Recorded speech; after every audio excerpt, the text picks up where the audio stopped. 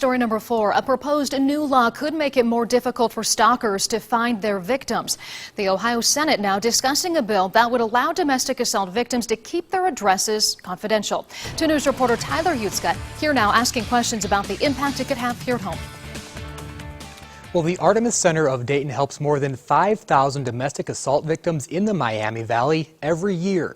And according to a director there, this bill is another layer of protection to keep those in dangerous relationships safer.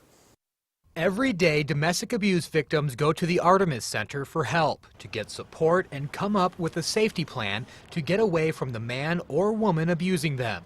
According to the program director, Jane Kiefer, sometimes that's hard to do. We know batters are really good at stalking their victims and trying to find them. But a new bill in the Ohio Senate could make it harder. House Bill 359 would let victims apply for a confidential address from the Secretary of State to be used for any business with a government agency, like to set up a water bill or to register to vote.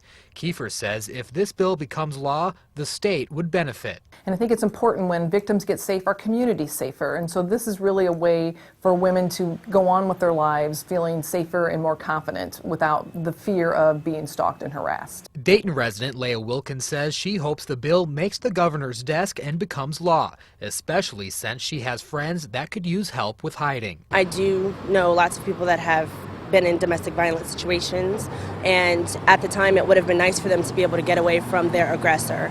At the time it just so happened that they were able to move states, but you shouldn't have to move states to get away from somebody that's attacking you. And this bill could also help those being sexually assaulted and human trafficking victims. It passed in the House back in January. Now currently the Senate is waiting on amendments from the State and Local Government Committee. Tyler Yutzka, 5 on 2.